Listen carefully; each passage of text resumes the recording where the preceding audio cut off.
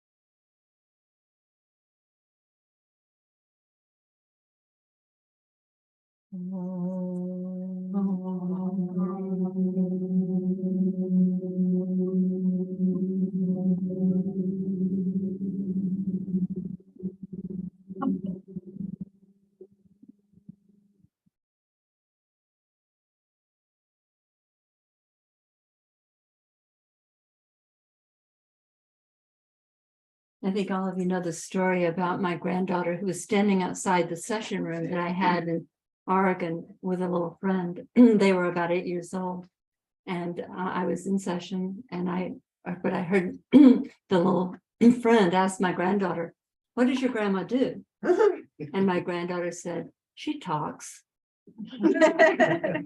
And that's what everybody who's here knows that that's true.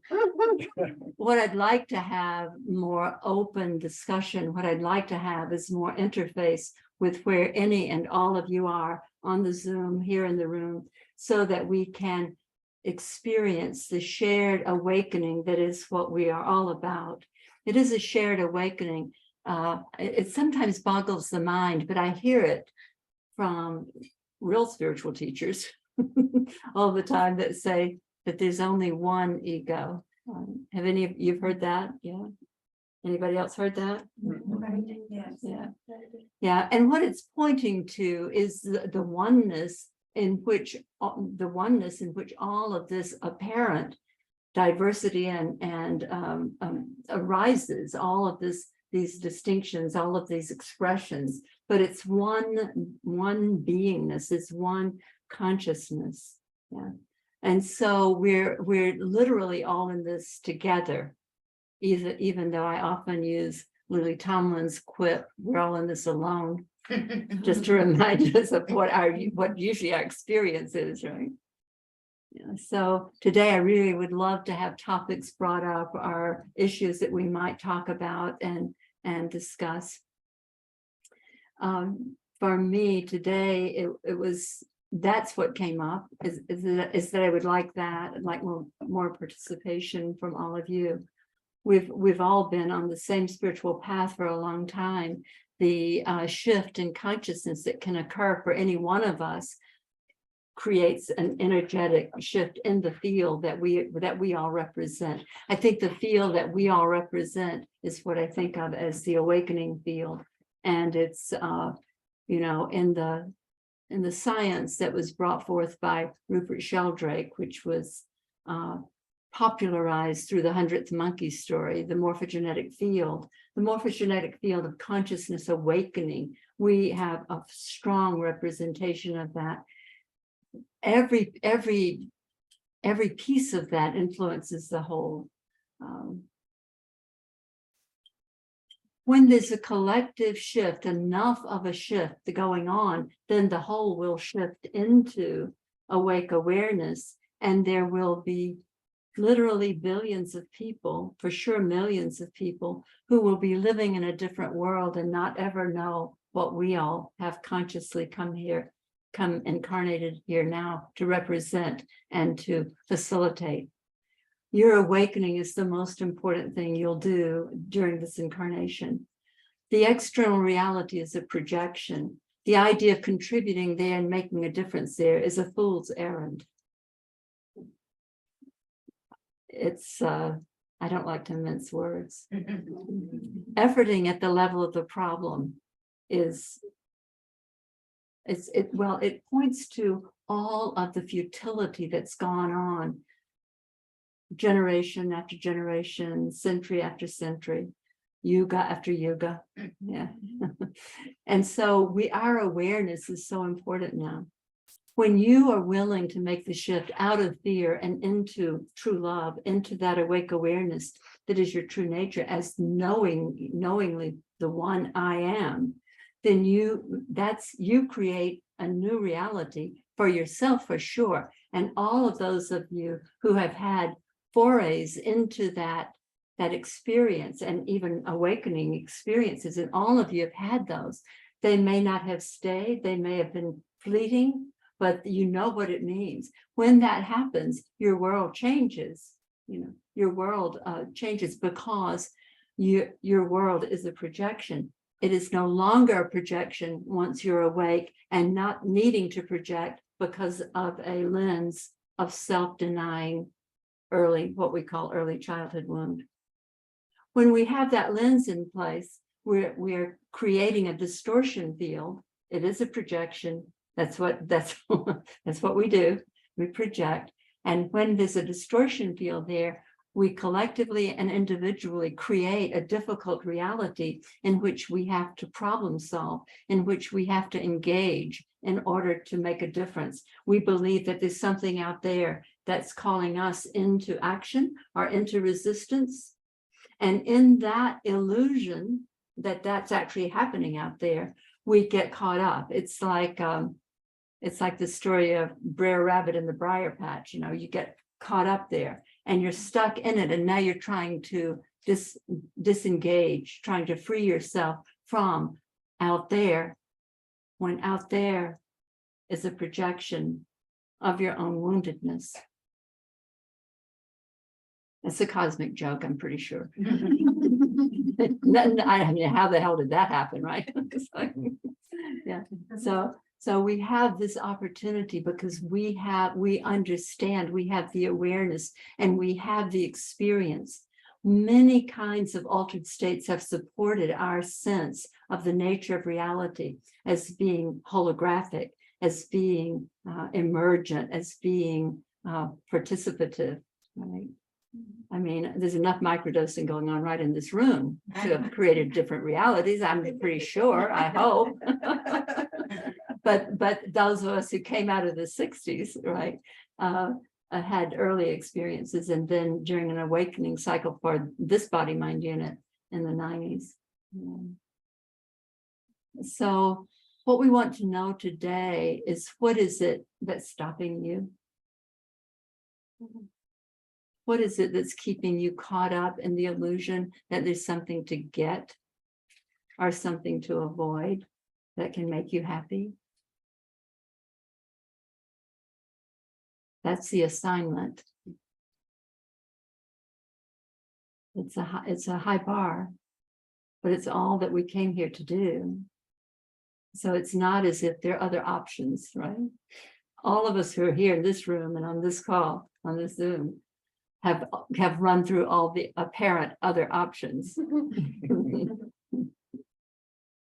We're here together to see clearly, clairvoyant, clear seeing,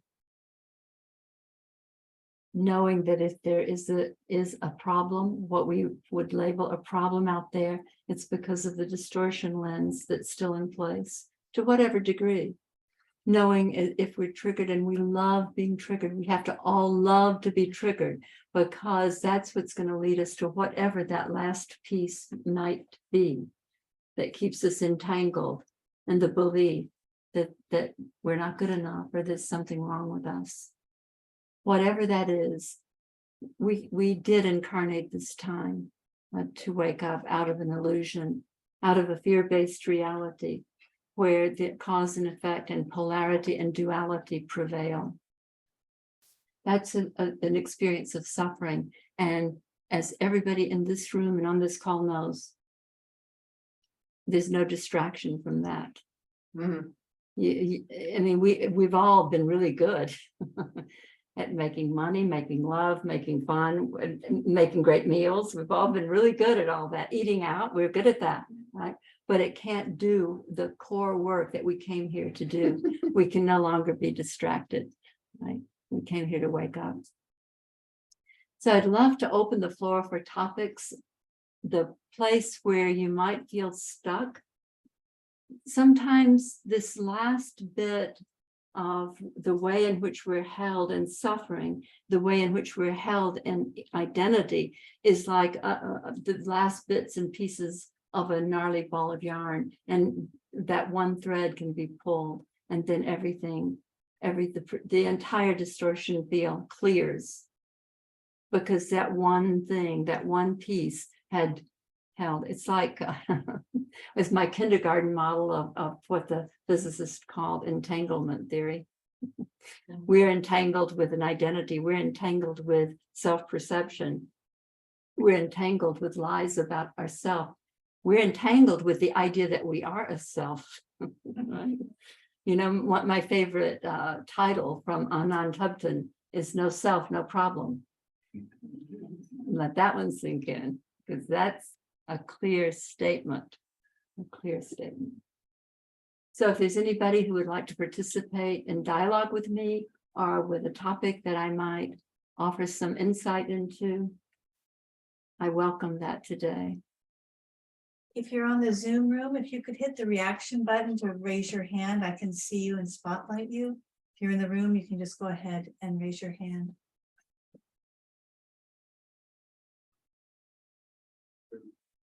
Yes, David. So sometimes I feel stuck in the distraction of my body with regard to meditation. So sometimes I am focused on not, my focus is going to die daily, as someone said recently.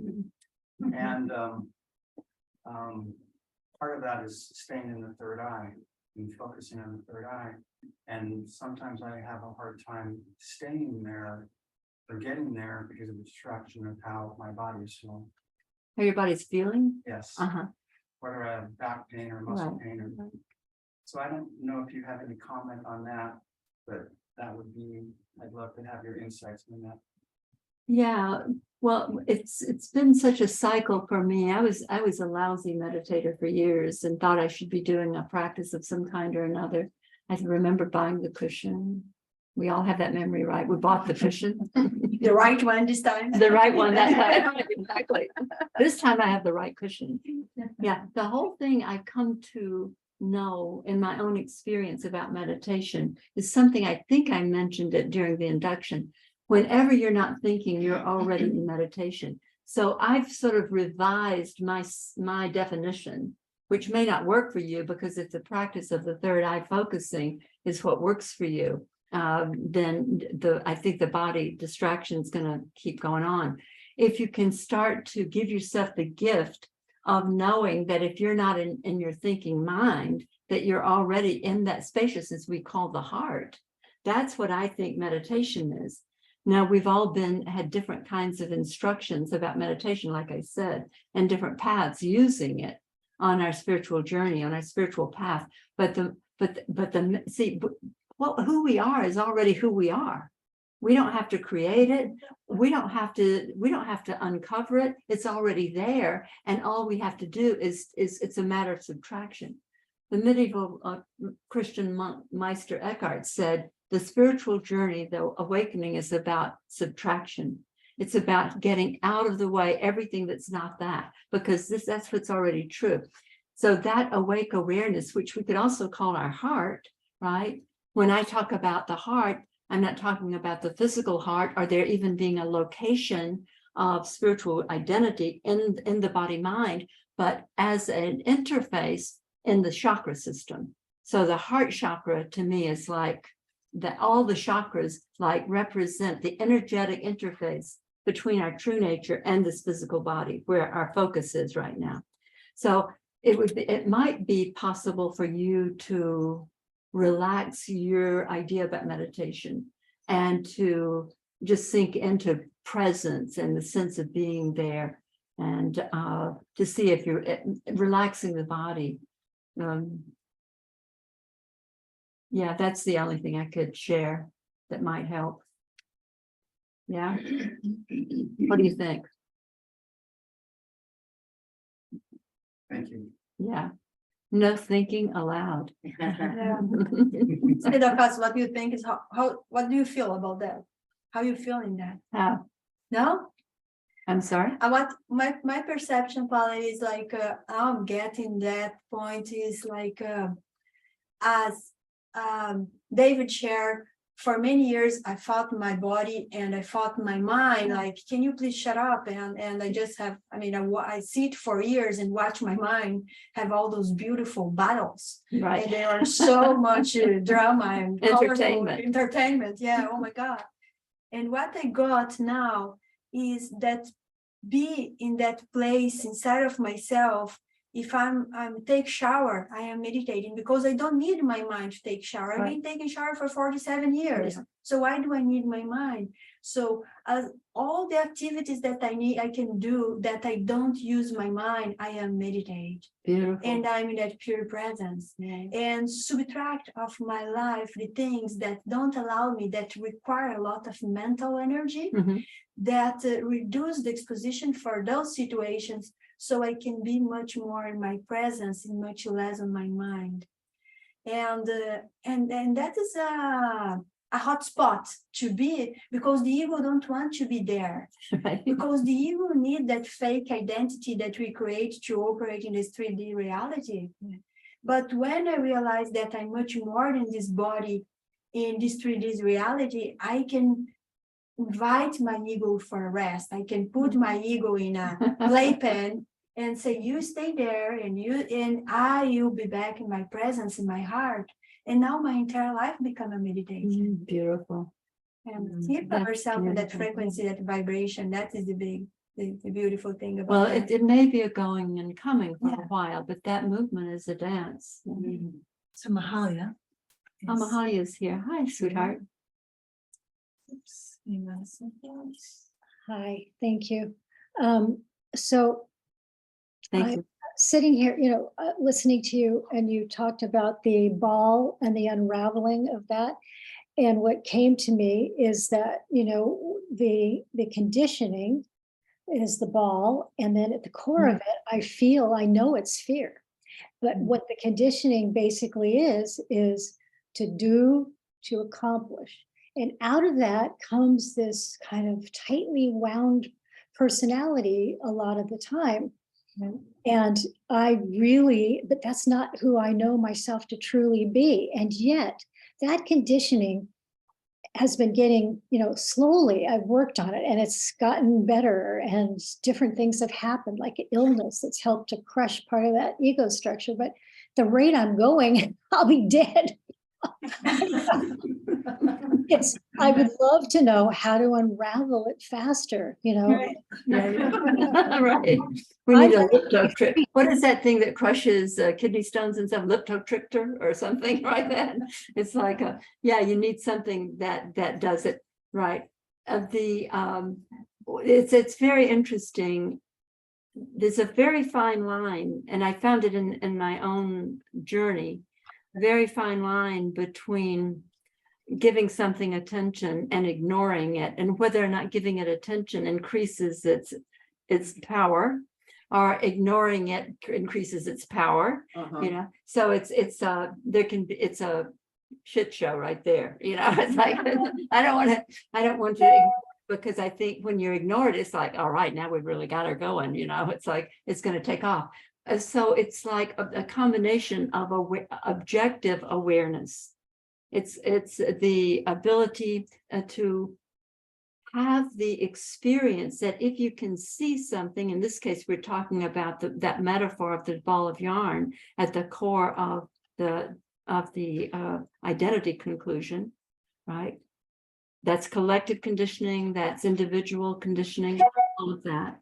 We're talking about that. And if you can see that, and you're always more and more aware of yourself as the perceiver of it, instead of at the mercy of it or even identified with it, then that alone becomes the solvent for it, because who's seeing it is awareness.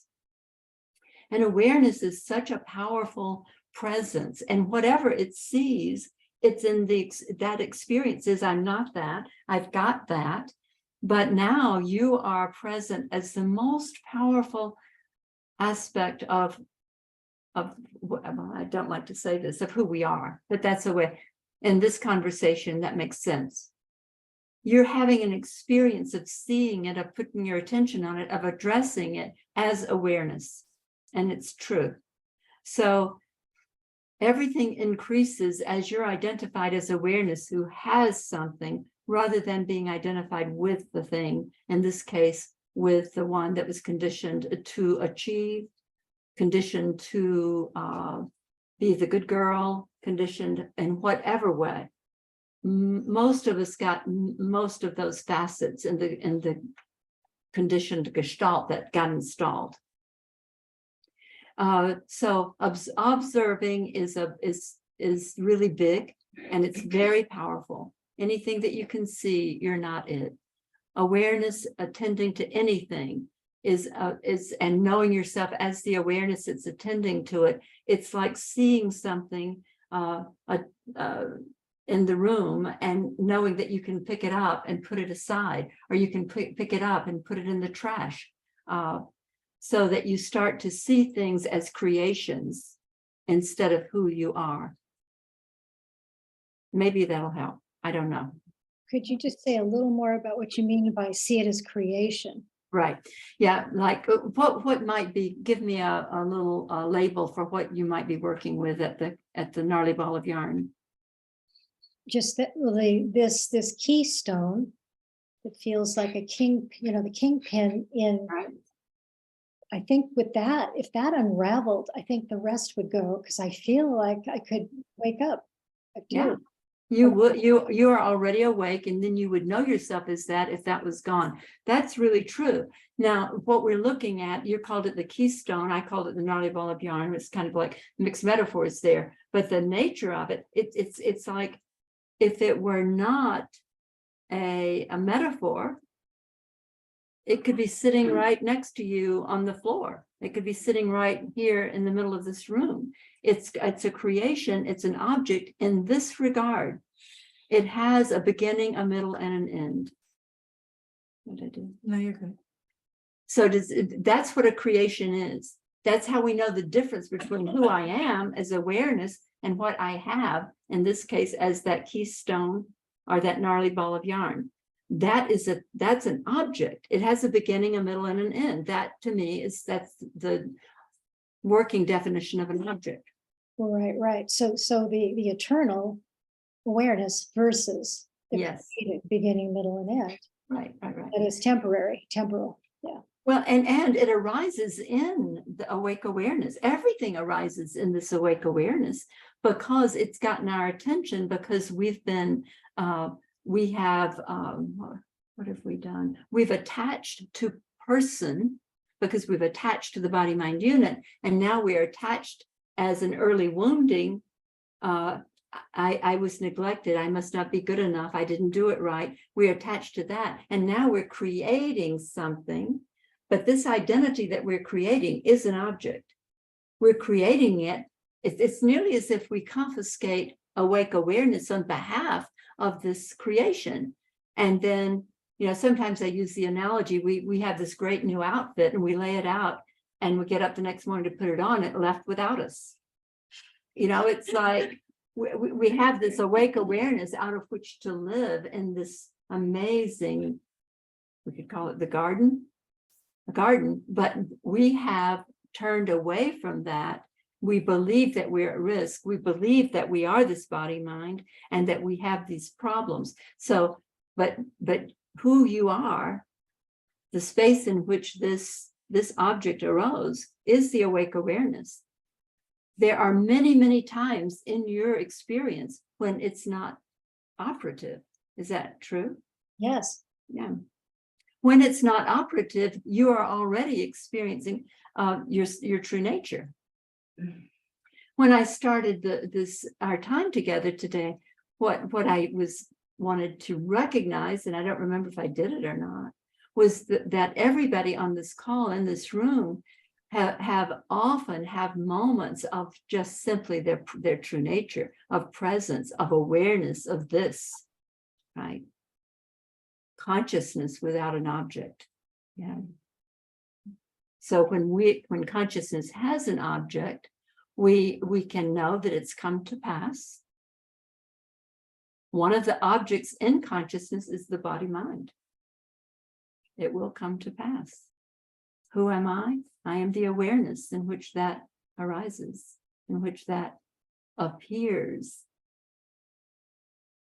Yeah. Mahalia, was it a help? So much. Thank you. I needed that strong reminder. Thank you. Yes, sweetheart. Yes. So hang on 1 second. We're going to go to Katie and then we'll go over there. So Katie. Is that Katie? Is that Katie? It's Katie. Can Hi, you hear sweetheart. me? I can hear you. I can't see you. So, since Valentine's Day, I had I was a lot triggered. And yesterday was the anniversary of my father's passing. Yes, sweetheart. I remember. And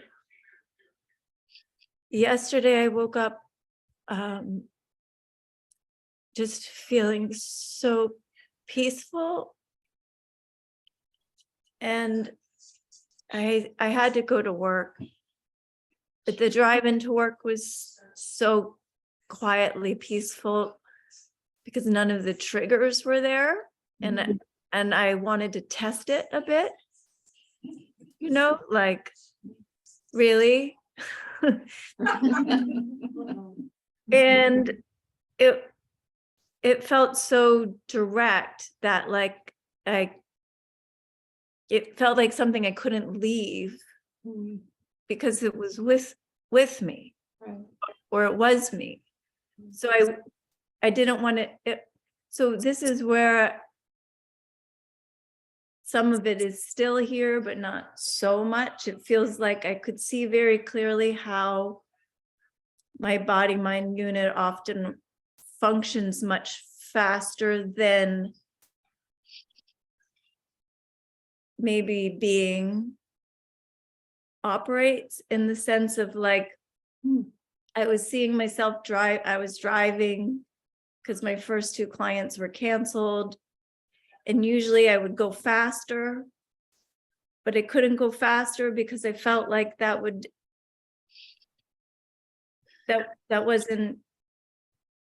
the pace to stay with what I was feeling, Mhm.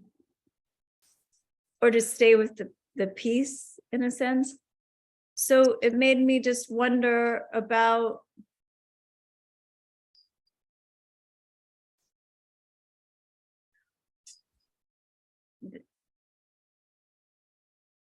it made me feel like there wasn't so much to do. And that would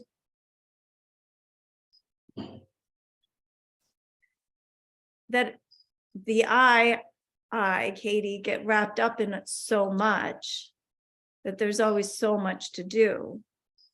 But if I'm not wrapped up in that, then there's not much to be done. That seems to be really radical, because I have a family and I have a job, and I keep wanting, I have this desire to show up in the world as, you know, the person that my parents, in a sense, gave me the idea of being. Right. And yet I've never managed to attain that. And I've managed to dig my heels really strongly into the ground that I'll never be that. And I still never gotten it. And it like rears up this kind of shut down system. But then it felt like I was so close to my dad. Exactly. And that my dad was just peace. It just peace. His being was peace. And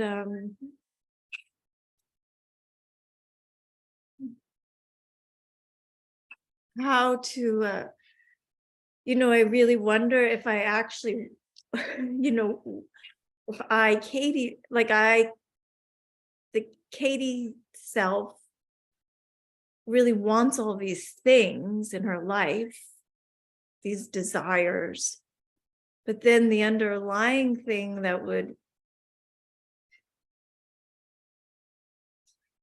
I came here to do then doesn't get fed. I don't know if that's the right word. So it seems kind of like a conundrum between the addicted self and the awareness of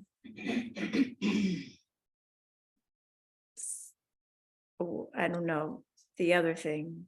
Yeah, that one. Yeah.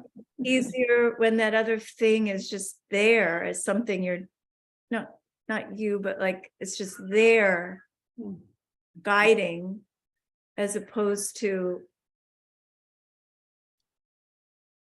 you know, that was just a gift that was a gift yesterday. Right. Beautiful. But I don't know that I spend so much time in that place, you know. Yeah, the doing can really keep us from it. Huh? Yeah, Yeah. pretty cleverly. Yeah. And the conditioning often is the source of the motivation to do or achieve or strive. All those. I suspect that in the experience of your father's presence, that there was not any of what you might have projected onto him when he was alive and acting as the good father that he was to you. I suspect that during that cycle in the car yesterday, you didn't have a sense that he expected anything of you. No. Yeah. It reminds me of that book by Anita Morjani, where she had a near-death experience, and her father or grandfather or somebody was on the other side during her Her near-death. father. Her father, yeah. Yeah. And her father basically said to her, you know, we really got it wrong. We really always encouraged you to meet expectations and to achieve and so forth. This is not literally what he said. But so, and then the title of the book about her experience tells everything. The title is Dying to Be Me. You And know, that was all he wanted, yeah, for because her to be her. Yeah. my core wound isn't so much I'm a failure or I was a failure, but this weekend it really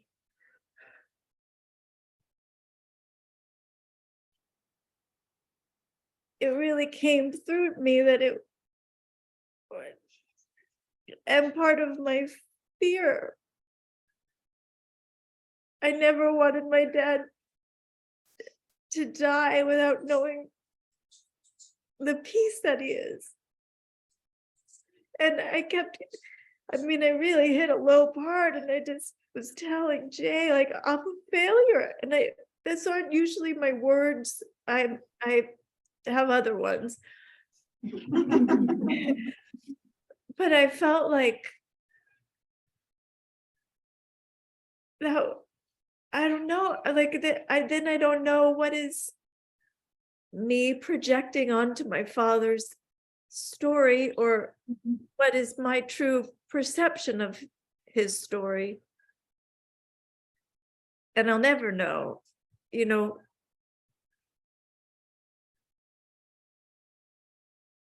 I always wanted my dad to know how much I loved him. So anyway. So do you believe that he knows that now? Yeah. Yeah, I do too. I mean, that's why he's hanging out with you a bit. Because there are other places he could be going. Yeah. Yeah. Yeah. Lightening up about the projections that we have attributed so much meaning and weightiness to, like parents, like children, like lovers, like friends, like whatever, and allowing the ease and the what I want to talk about, the fun of the movement instead of the need to control and attach to anything, whether it's a parent or a mate or whatever. It's like the fun of all of us. You know, the gift we can give to each other is this allowingness, this openness, this possibility, instead of expectations that we got. I mean, none of us avoided the collective conditioning around about what it means to be a successful person, a good person, an honest person, whatever that was. But what we don't have to create is what we already are.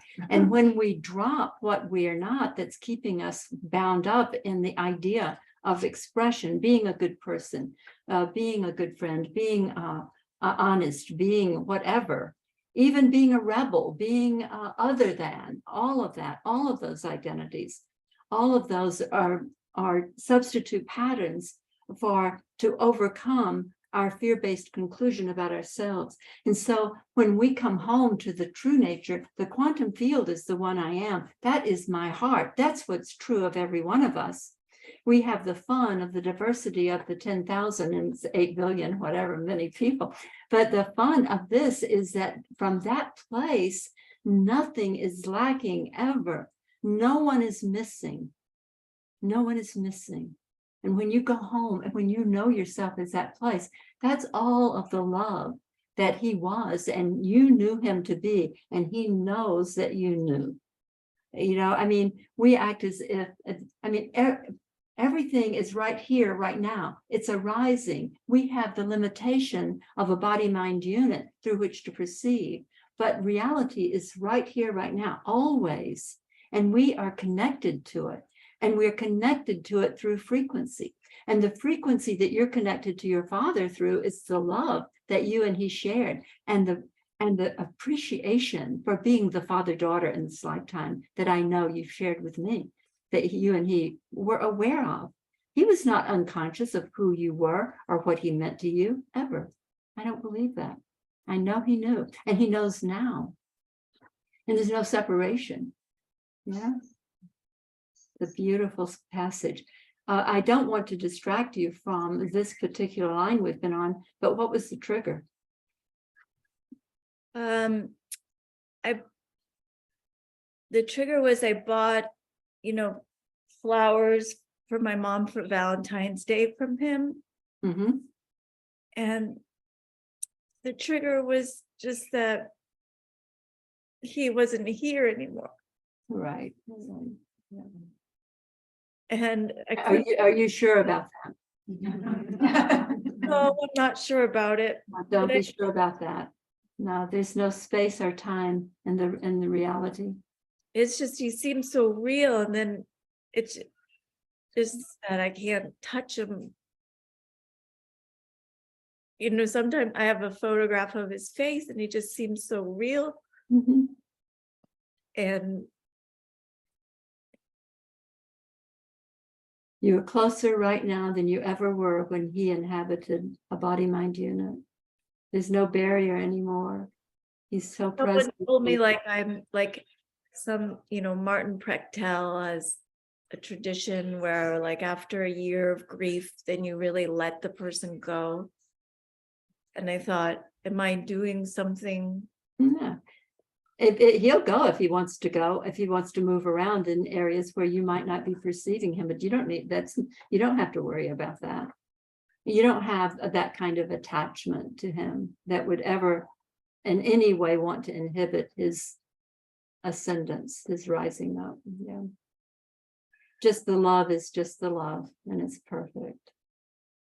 It's like, Well, it was nice. I reached out to my aunt because they said it felt like as I was driving, even the light was like transformed. It was white and it was kind of muted and diffuse. So it just seemed to bring forward what I was feeling and match it. And then my aunt texted me and she said, I'm just feeling so peaceful this morning. Mm. And that my peacefulness more peaceful too, I think. Beautiful. Yeah. There is no distance. We like to play the game of separation and distance, but it's simply not the nature of reality. The quantum field is arising and overflowing with aliveness, and that is who we are. What an amazing, to really grok that is a shift in consciousness that will support your awakening out of the limitation of the projected reality that was put in place by the early wounding. You've done a lot of work, Katie. You're doing an amazing job. I so honor you and your love of your father. Yeah. Thank you, Polly. Thank you, sweetheart. Okay, thank you, Katie. Thank you. It's me over here, Jessica. Jessica, yeah. First, I want to thank you for what you're offering in this moment to me and to all of us. And I notice that in this moment and in this time that we're in, I'm remembering very strongly my first teacher that I've noticed was Meher Baba. And he would speak about deep awake, a consciousness of being deep awake. And I'm noticing in this field here today, I'm falling into that place. And for me to be in that place, and especially with others. Can you speak up a little bit? I'm just getting a note that they can't hear. Okay, I will raise my voice. Thank you. Yes. And make it less breathy. Less breath, more projection. So this place of deep awake is it's a challenge. It's comfortable, it's restful, And it's very much, I disappear. I just disappear. And then that other place in me that says, yes, but if you rest in this place, you will not be seen. And that's threatening to me, because that's my initial wounding, was I won't be seen. And that's definitely a thread there that I would like to reconcile. Because that part of me that so needs to be seen has created a persona and a challenge. I mean, I'm a good doer, and I'm a smart person, and I can write the article, and I can dance the dance and play the role, and all of that. And yet, I know that my heart's desire is to rest in being deeply awake. So this is what I'm experiencing here today. I'm wondering if you could comment on that. Yeah, so the part that wants to do and be seen, and that has created your sense of yourself, is still the one that wants to prevail. It's costing you what you truly want, and it was made up out of, as you pointed to, a woundedness.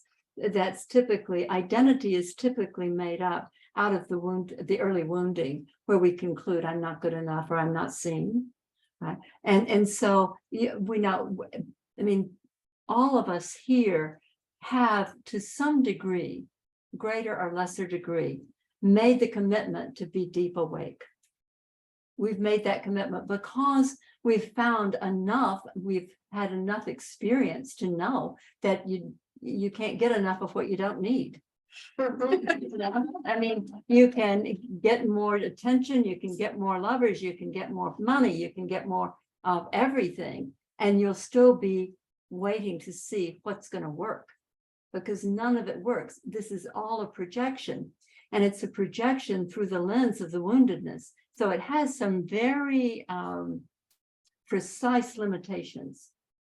Our projection, what I call the distortion field, through which we project and then the reality shows up, is in very small and intricate ways informed by our core wound. In this case, you said, I'm not seen, I'm not acknowledged. So it's like, if you still believe that you can get some satisfaction in being the person who can write the story and all the other things that you are good at, right?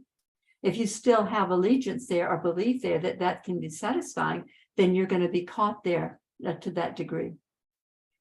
There ain't no cheese down that tunnel. That's what, I mean, that's just what's true.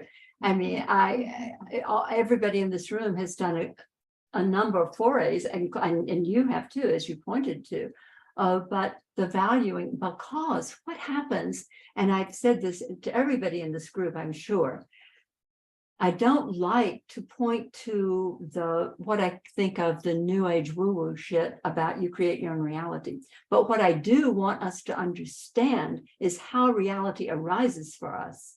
How it arises for us is a frequency, an information into the quantum field. And then that field, it's like, it's my kindergarten model of quantum physics. That field gets informed by that frequency, and then it shows up as a world. Yeah? So our frequency when we are deep awake is the highest frequency, especially if we move through to become deep awake. We've moved through our identities and back home into authenticity, so that we're now expressing what's true. No, I can't do that. Yes, I'll be glad to do that. We're home, we're back with ourselves, true north, right? So when you're deep awake and you have cleared the adaptive behaviors that arose out of your woundedness, like if I can't be seen, then that's what That's what inspires you to write really well, probably, or to show up in whatever ways with your intelligence and with your contribution. It's not that you won't do that when you're awake. You will, but it will not be motivated by the wound anymore. So it's a frequency game. Our reality shows up based on the frequency that we're emitting. And the frequency that we are emitting is the degree to which we're no longer in reaction, response, consideration of an external reality. So it points to this living from this detached place, totally available for connection, totally available for interaction and the experience of being in a 3D reality with a body-mind unit. All of that available, but with this is just what's happening. In other words, there's no longer a me. It's not happening to a me. And that relieves us of everything, that relieves us of fear and everything that goes along with it. And it makes us available for actual connection, not relationship, but the sense of connection, of togetherness. You can't be too close to the ones that you love, the ones that you know as yourself. And so we start to live in this place. We're no longer separated from the apparency by our own woundedness and the distortion field that creates. And so we are engaged with it in another whole way, much beyond what could be engaged in it by a person, no matter how much therapy or how much spiritual journeying or whatever, or ayahuasca or whatever. You know, you're authentically there and with what is in the fun of 3D reality. That help you, Jessica? Yes, that was great. Yeah. You got this, girl. Yeah. Thank you, everyone. At this point, we're going to pause and step into the 45-minute silent meditation. You're welcome to stay. You're welcome to go. Yeah. That's it. Oh, please remember to give generously to Pali. She does this by donation. Thank you all so much. Thank you all here. Thank you for coming. Thank you, To be in person. It's great to have warm